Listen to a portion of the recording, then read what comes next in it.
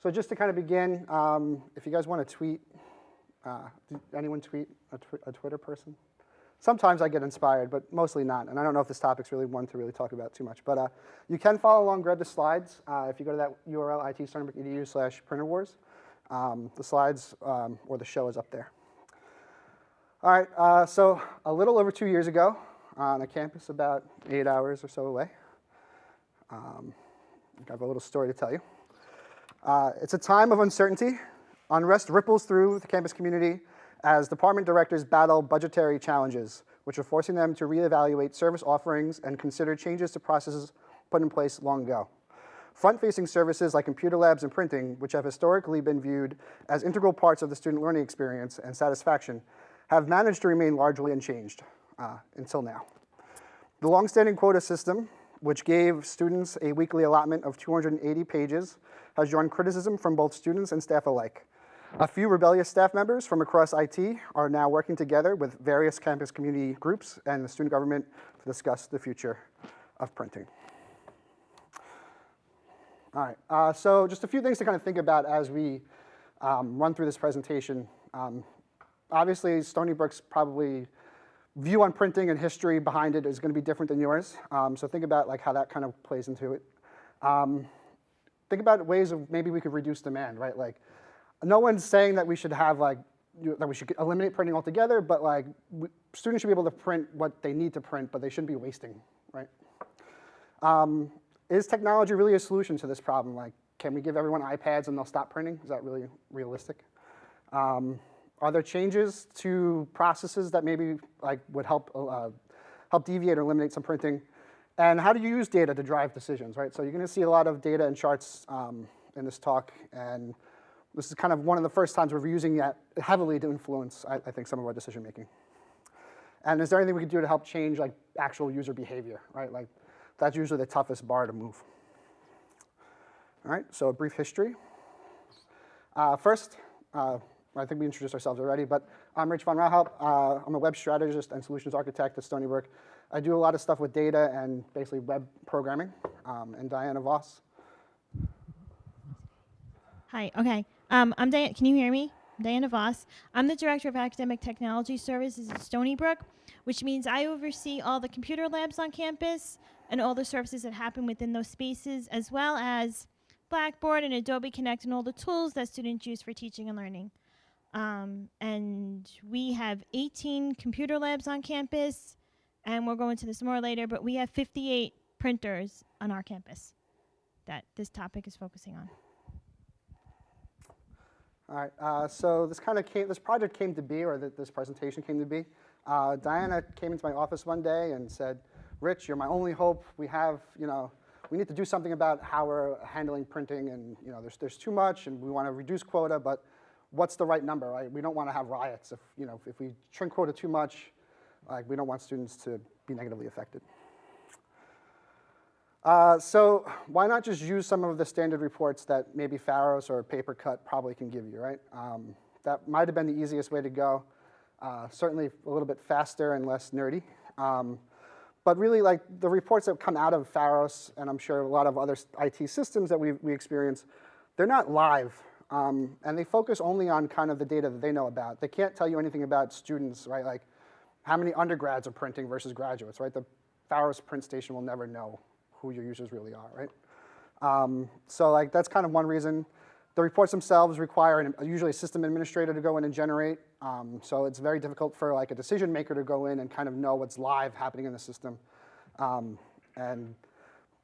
for basically those reasons, like these reports kind of help, but they're not good enough. So the quest for data, we're able to actually take a backup copy of the Pharos database and essentially query that directly. And we basically mirror most of the reports that we were getting out of Pharos to make sure that our queries are accurate. The data in there is a little wonky. I'm sure anyone who's done any custom querying of databases from vendors knows that like one of the biggest hurdles is understanding their schema and kind of getting in there and getting through that. So it took a little bit of time to kind of know and get through.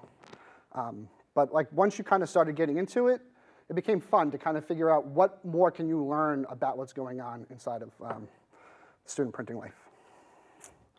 All right, so in December, the outcome basically was this nice report I generated. I kind of went over the top, I think, with it. But the idea was it to be like kind of self-documenting about the process. So how we were able to come up with these numbers, because a lot of times you can make the numbers say whatever you want, right? You can kind of influence the report and show an outcome if you're looking to show something. So I wanted to kind of be transparent about the process that was used to kind of show how things were kind of come into play. And we were able to show that despite changing quota, that we really weren't affecting that many students directly. So kind of a timeline. I think it's interesting to kind of know like the background behind how everything kind of came into play. And actually, Diana has this tool, or SUNY, I guess, has this tool called DSpace. Has anyone used DSpace before? They actually have like an online archive of like campus newspapers and all this other stuff. So she was able to kind of go back in time and pull out articles about printing. So we learned some things that maybe we forgot. So back in fall 2001, there was a report that this was before we had any metering. We were around 3 million pages in a semester. So pretty high. But then in spring 2005, that has jumped now to basically 9 million pages, with a report of one student printing 1,500 pages in 3 days. Still unmetered. Basically, the student just kind of went to town. So following semester, there's a quota system in place, right? Like, it takes one bad egg sometimes to ruin the bunch. And so they rolled out a quota system, and they set it basically at 40 pages per day. In fall 2008, we added print from anywhere support, so that allowed students to send print jobs basically from their dorm computers, laptops, into like a global queue that they can then come in and hit a release button and print the job. So it helped. The idea was it would help mitigate some of the lines that were forming on campus. In December 2012, health sciences and residences, who previously were kind of running their own kind of show, moved on to our system. And then fall 2013, we started implementing Omega release stations. Previously, like we're using computers as release stations. Omegas are these kind of small little things that help. And here's kind of an example. So this allowed us now to basically have this concept of a print station. So no longer did you have to really be tied to a computer lab or what we call sync site. We were able to actually put these printers more in spaces that students were naturally in. So Javits Lecture Hall, which is a big kind of area where students are naturally congregating, now has a print station, student activity center, that kind of stuff. So in fall 2014, now that kind of all the campus groups are on the system, we decided that it was time to unify the quota itself. So previously, the different groups were able to give their students more or less quota. Typically more. Residents and health sciences students had more. But we decided we're going to basically unify it, and we reduced it basically in half, and we cut it to 140. And then in fall 2015, after kind of some pushback from students saying that the 140, was kind of limiting, they compromised, and I think student government suggested that, maybe we just give them a lump sum. So instead of on a weekly kind of rolling basis, we give them all their pages up front and let them choose how to print. So it's kind of a compromise. It equates out to basically the same amount. Right? It's just whether or not you get it all in one shot. So our current technology stack is, like I mentioned, we're a Faro shop. We use Xerox Phaser 5550s. Pretty much, that's the only printer we allow. We don't want to deal with like other printer types, and that causes problems with spooling and the queues and all that stuff. And now we're also using Pharos Omegas as most of our release stations, but we could still use computers and stuff that we have laying around if we need to. So anytime you make a change to something as maybe as popular or a service that's popular, you kind of have to know who you're dealing with exactly, right? You don't want to make these changes in a black box because it almost certainly will come back to bite you. So Diana, you could probably talk a little bit more about stakeholders. So we have my team, which is the Teaching and Learning Technology Department. We're the ones who provide the forward-facing service in the sync sites. Our computer labs are called sync sites, sorry. It's an acronym that we use on campus. So my team, as well as the desktop engineering team, which are the behind-the-scenes people who make it all work efficiently, as well as faculty were involved in the decision-making process, and students. I also oversee the Do It Student Advisory Board, which advises about the use of the technology fee that the students pay on our campus. So those voices were involved, as well as student government on campus. Yeah, and sometimes, like when we think about students, sometimes we like to think that they're all the same, right? Like it's easier to kind of picture a group and say, all right, like students use a service this way. But when you kind of look into it a little deeper, we're going to break down the usage. So the blue column is basically commuters, and the darker column are non-users, or people who don't use the quota at all. You see most people use quota to some extent. Commuters maybe not so much, right? Like commuters might have a printer at home that they're able to use. They don't have to come on campus to print. Whereas residential users are almost entirely forced to use it. If you look at usage by type of student, graduate versus undergrad, clearly see undergraduate users are heavy user. But if you dive a little bit deeper, you're able to kind of see that even within the graduate student kind of arena, there are pockets of types of students who maybe are using it more or less. And just so everybody understands, on the bottom, that's the year of the graduate student that they are. So G0s, so G4s and 5s are more like those who have thesis and bigger projects that they need to print. When you look at the undergraduate usage, it seems to go up, similarly to the graduates. The further along your studies, maybe the more you're printing. Higher level classes might require more printing, or maybe they know that the service exists where freshmen are less aware. So the reality is students aren't really uniform, right? Like the kind of, they all have different needs and different kind of opinions and that kind of stuff. So making the case for change, it's important that you listen, right? So like you should always have kind of an ear to the ground, emails. We have different methods of kind of getting in contact with us. The IT department has Twitter. There's feedback forms. Diana's constantly running surveys and other kind of opportunities, provide opportunities for students to kind of give feedback. As she mentioned, she's also involved in different groups, committees, student government. The idea is everyone should kind of have a voice in what's going on. We kind of try to pay attention to what's being said in the campus press. And also, I think this time, like, we're listening to the data itself, right?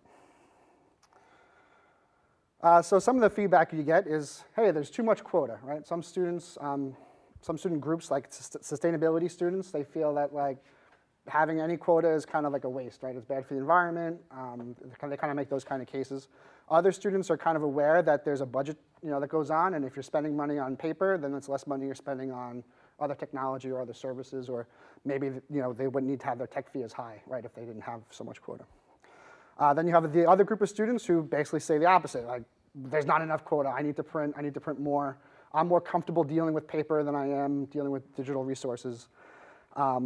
And then kind of in the middle is like students who maybe they think they have enough, but they wanted more flexibility, right? That was kind of what spurred us thinking about moving from a weekly allotment to a lump sum type of model, is it gave the students then more control, more flexibility. And then also things like the lines are too long. Heavy print time is usually the 5-minute break in between class. Everyone's running to print their homework for the next class or their notes, and all of a sudden the lines kind of blow up in any of the big labs that we have. But we also get kind of like this thing like, I need to print. Like my faculty member or my instructor is telling me I have to print this out. Like I'm not going to pay for something I need to do for school, right? Doesn't seem fair. So on the staff side of things, when we talk to our desktop engineering and our TLT folks, there's a recognition this is an important service, right? No one wants to cut this. No one wants to kind of like be the bad guys and make students have a bad day. But there are cost concerns, right? This costs a lot of money kind of when you look at it on a semester basis. And then on top of that, there's things that I wouldn't have even thought about, like what do you do with 5,000 boxes of paper? How do you store that, right? Like space on our campus is at a all-time high as far as people wanting it and stealing it. We've lost storage rooms. We've lost the ability to kind of like do things that made our lives easier. Now, like every week we have to put orders in. We have to make sure the paper is getting to the right place. We don't have like big rooms to store this stuff in. It's not just paper, it's the ink, it's the fusers, the parts, all that kind of stuff. And all that kind of makes it difficult to forecast budgetary needs, right? Like, we don't know what printing is going to look like next semester as far as actual usage and that kind of stuff. And so you're losing some of the economies of scale by bulk purchasing. And now you're making these minor purchases, but you're always kind of like worried, are you going to run out of supplies? Or do you have the right kind of stuff? So forecasting becomes difficult. And then there's also like the kind of the fear card, right? Like people, especially staff members, they don't like change. The system works, right? Like it's been working fine for a decade. Why do we want to tweak it? The lines are just going to get longer. You give students 1,500 pages, the first week of school is going to be a nightmare. The printers are going to break down, all this kind of stuff. And then you also have the argument of like, what if they, I don't know, finish the sentence, print books? What if they, Blow it all on the first day. Yeah, there's, a lot of the what ifs kind of come out when you start talking about change, and like, it becomes an obstacle to making forward progress a lot of times. But we kind of did a cost breakdown.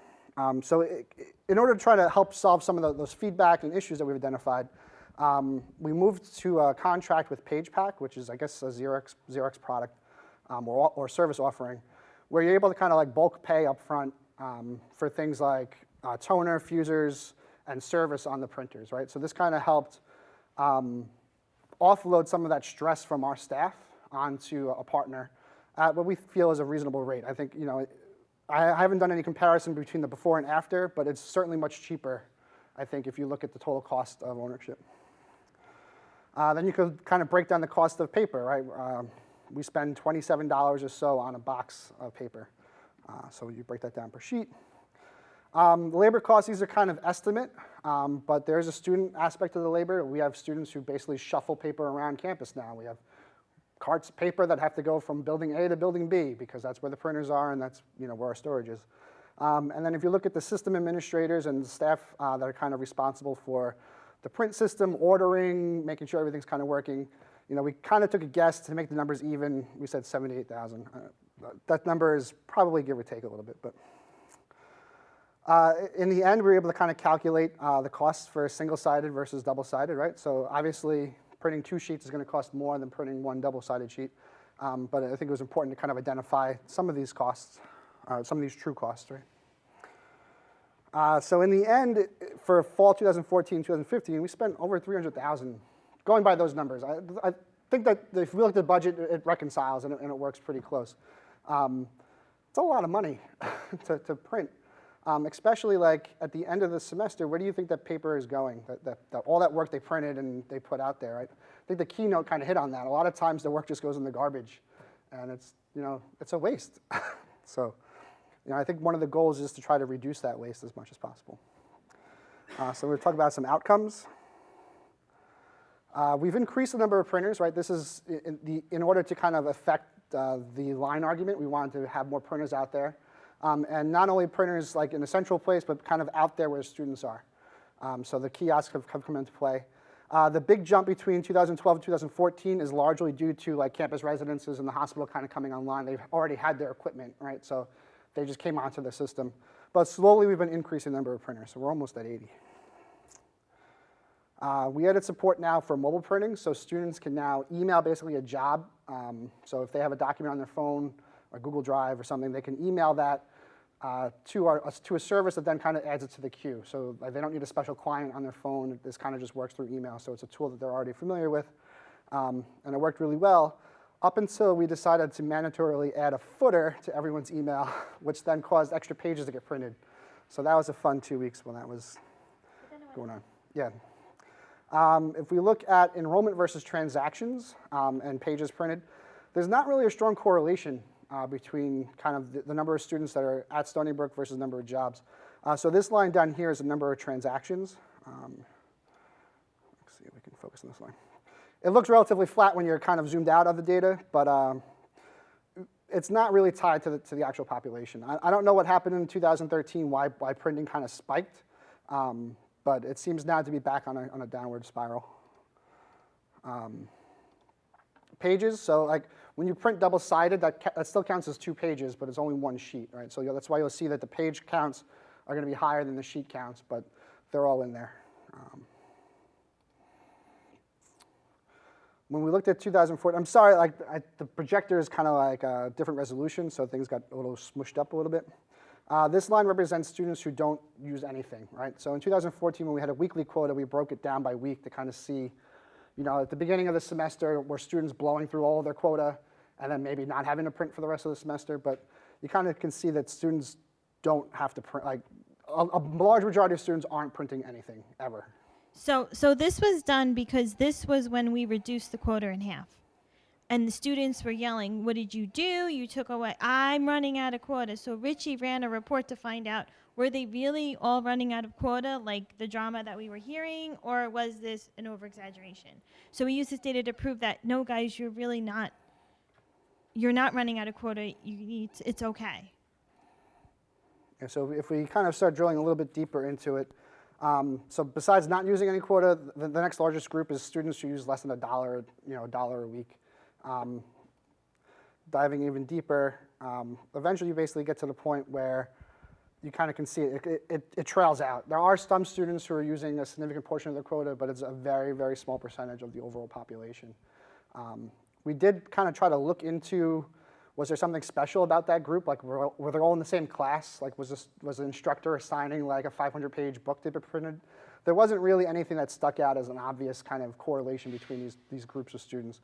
But it is a very small kind of percentage, and it might just be that they do a lot of research. They just want to print a lot of stuff, right? That's the way they're comfortable learning. When we made the adjustment to full, to the lump sum, we see pretty much the same thing. So across the bottom, going from left to right, is basically using none to using all, and this is the amount of money they had left in their bank. So again, most students are still not using, still not touching it. And then going down the line, eventually you have a small group that is kind of like using a significant portion. So around 400, 500 students out of. And the reason why you see dollar signs here is the Faro system that we use. It shows the students that they have a dollar amount, not number of pages. So the students think that it's real money, which then they sometimes ask if they can have a refund. Because they're not, they're like, but I have all this money left in my account. So that's why it's portrayed as dollar signs, because that's how the Faro system reports out to us. Yeah, and I think that's probably the biggest headache I have personally with Faros and how they represent things, right? Like that has caused so much aggravation and grief because they're thinking of it in terms of dollars and cents and not in terms of, monopoly money or, tokens or credits or pages. So that is an issue. That we would love to see kind of get resolved, but it's difficult for us to kind of do anything with that. So one concern that we talked about was like students are going to print larger jobs, right? Like they're going to start printing textbooks if we give them all of the quota up front, right? The data kind of doesn't really support that. So most what we call a normal job is like less than 7 pages, right? Like this is someone printing their homework or doing something legitimate. Extra small was kind of like in the 7 to 14 range. Then we kind of went up linearly. When you got to XL and double XL, so I'm going to just turn some of these off. We're talking in the hundreds now, right? So medium is around 100 or so pages. Large is like 150, and the XLs are like in the 175 to 250 range. So you're seeing that it's kind of what you would expect. There are some large jobs. Some students are printing something that seems a little weird as far as page size goes. But by and large, students are printing things that you would, job sizes you would expect, I would say. But certainly you're seeing more now, right? The larger jobs are kind of increasing now that they have access to their full quota, but not to like hysterical proportions. We are seeing a ton more double-sided printing. So I think students are becoming more budget conscious. Like they know that they have to kind of respect their quota a little bit more than they used to. So the trend used to be heavy single-sided, which is the dark blue. And now finally the double-sided transactions are surpassing the single-sided. You have anything to add to that? Yeah. So the faculty on our campus, when the quota was so large, they prefer if the students, especially in writing classes, if the students printed single-sided so they could do markup on the pages. And so one of the things that we did was when we were reducing the quota, I spoke to the writing department, letting them know that there was this change happening. And any classes that the students told me, Diana, they make me print single-sided. I'm not allowed to hand in double-sided. My group did whatever we could to reach out to those faculty, say, we're making this change. We need you to help us support this decision. So that is also partially why you'll see the change in the printing was because we had to have those conversations with faculty. Yes? So your campus doesn't mandate double-sided printing? It still is? It's optional. Yeah, We mandated double-sided as a campus decision about 5 or 8 years ago. I don't even think it's the default option. I think the default still is single. Yeah, So it's definitely the default, and we mandate it now. Some kids know how to write it, but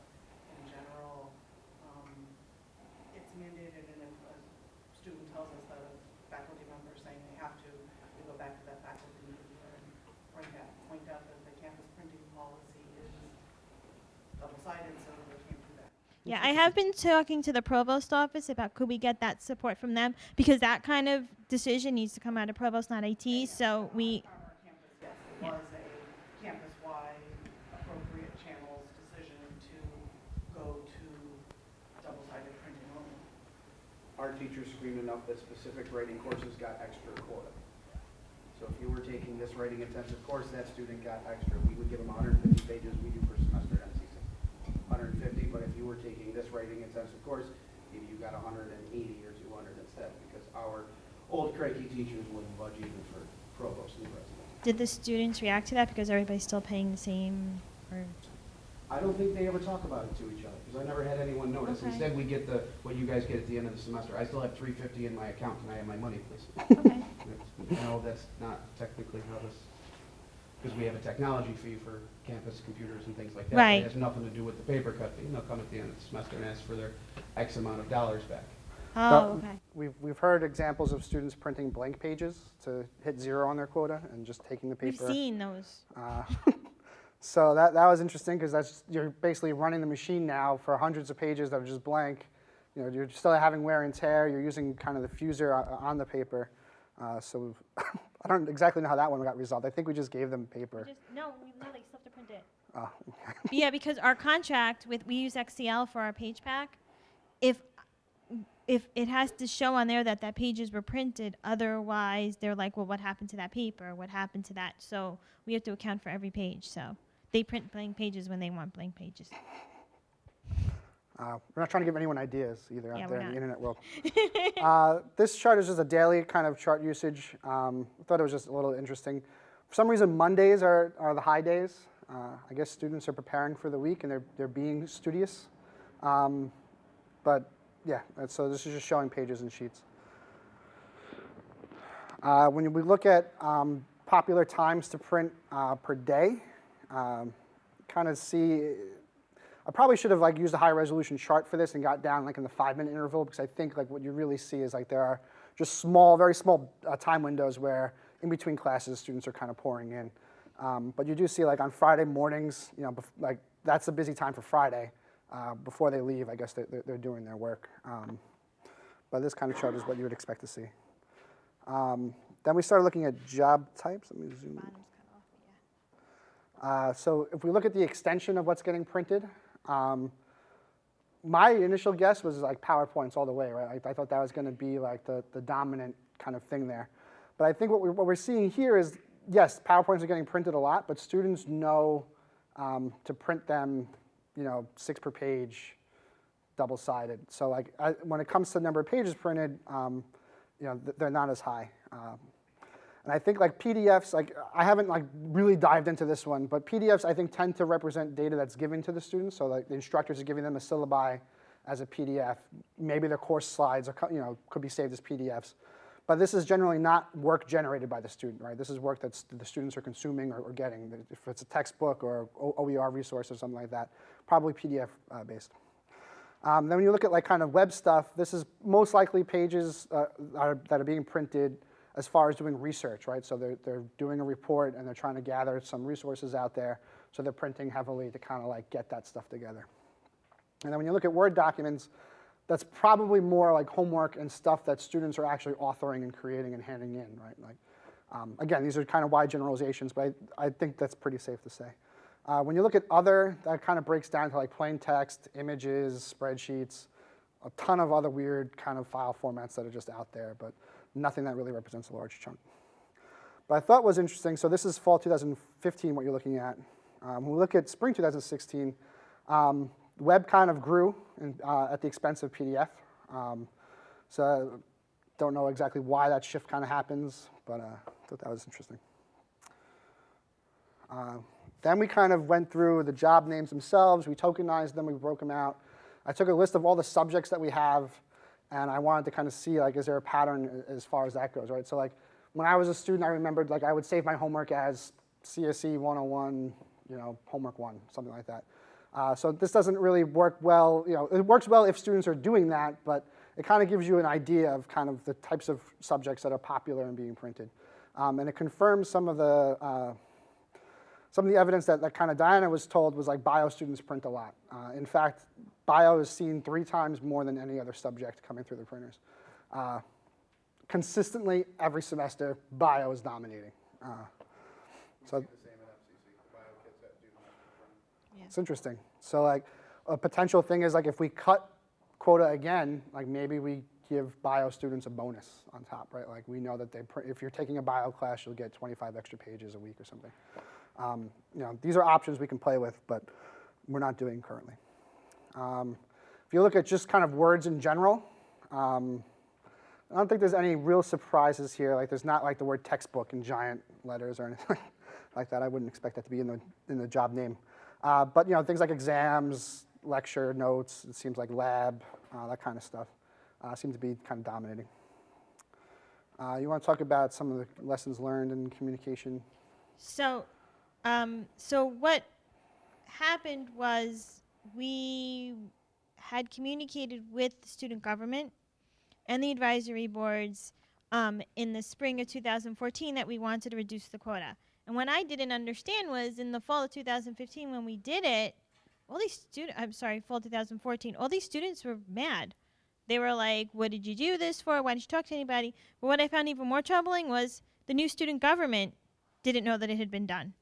So I learned that student government, the officers changed from spring, and they didn't communicate what was happening. So I spent the fall 2014, spring 2015 trying to fix a communication error that happened on our part because I assumed that the communication had gone out. So what I learned from that was make sure all stakeholders that you thought you informed really were informed, including the provost office. Like, it was a big deal. But a lot of the changes that you've seen here were done based on student input, and the students in the fall 2015, when we moved it to semester long, that was their idea, and we gave them all the credit for it. And that kind of helped some of the pain that we had felt the year before. So when you're communicating and lessons learned, really think about your stakeholders and make sure that that communication plan that you think is clear is really clear to everybody else. All right, so we talked briefly before, like there's an argument about the environment, right? And like, it's hard to quantify. Like when someone says, oh, you're affecting the environment, it's like, all right, we're Stony Brook. Are we really affecting the environment? Like, could our printing really be that big of an impact? So I did a little bit of research on the environmental impact of paper. We use 100% recycled paper, so we feel good about ourselves. We pat ourselves on the back over that. But recycled paper still is not good as not using paper, right? Like the third R is recycle because you're supposed to do that last, right? In the process of recycling paper, you have to screen it, you have to clean it, you have to transport it, you have to use chemicals to take the ink off the paper that exists already, and typically there was a large amount of bleaching involved. Now there's non-bleach processes, but there's still chemical-based processes. We're over time. Oh, we're over time? Okay. So this will be 2 seconds. So 1 ton of paper is about 200,000 sheets, and 35% of all solid waste is paper. The pulp and paper industry is the 3rd largest polluter of air, water, and land. And they're the 5th largest consumer of energy. So to actually make the paper consumes a lot of energy, mostly because it requires a lot of water. And paper can only be recycled 4 or 5 times before it's no longer usable. It can only be recycled into the type of paper that it started as. So like you can't take newspaper and recycle that into copy paper, right? Copy paper can get recycled down into newsprint, but you can't recycle up. And I thought it was really interesting. So for every ton of paper, it requires 12,000 gallons of water for recycled paper versus 24,000 gallons if it was virgin paper. But yeah, we want to kind of open the floor up now to discussion if there's time, but probably there's not. I just have one question on your quota system.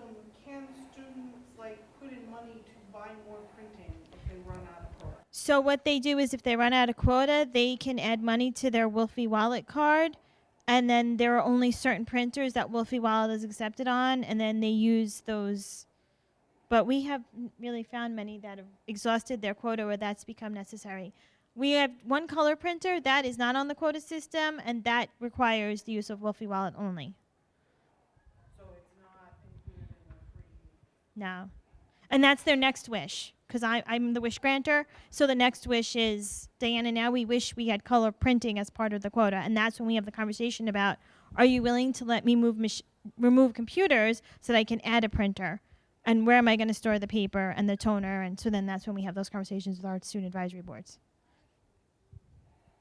Do any of you have student advisory boards? I'm just wondering. No. Just talk to me about that. I mean, we reach out to students for feedback, but we don't really have a student advisory group. Do all your schools, it's included, the students have a quota, or is it that they pay for printing? Like, We have free printing with a tech fee, mm-hmm. but we don't have we have mandatory double-sided printing, we have no color printing. Actually, the graphic arts students pay an additional printing fee, and they have color printers only available to them in their area. Okay. But other than that, there's no color printing on campus, and it's mandatory double-sided. Other than that, there are no printing restrictions. Like I said, we do each print job max is 20 pages, so it kind of pauses and makes you think if you're trying to print the 80-page document, do you really need that? And need to take the time to break it up into 4 pieces to print or not? And we have implemented in the last 2 semesters paper cuts notification of how much money they have spent in printing, more for our tracking, so we can try to plan and see if we were to go to a quota system, where would the appropriate levels be and stuff. So we've turned on those tracking pieces, but are not doing anything. Our big question is, it says I owe this much money. No, that's just how much you would have owed if we were charging you. Right. So they don't try to get that back, at least, because they just panic on the end of, oh no, I owe this. What was the question again? I apologize. Oh, I didn't know if we addressed everything or if there were questions or, student. She was going, what were you asking about campus? Something about what we do on campus. Oh, how is your quota? So is your quota? We do semester quota. We had paper cut. We brought it into spring of 2011, ran it through fall and then spring of 2012. Determined about 85% of students could make it through in a semester of printing with about 150 single-sided pages or less.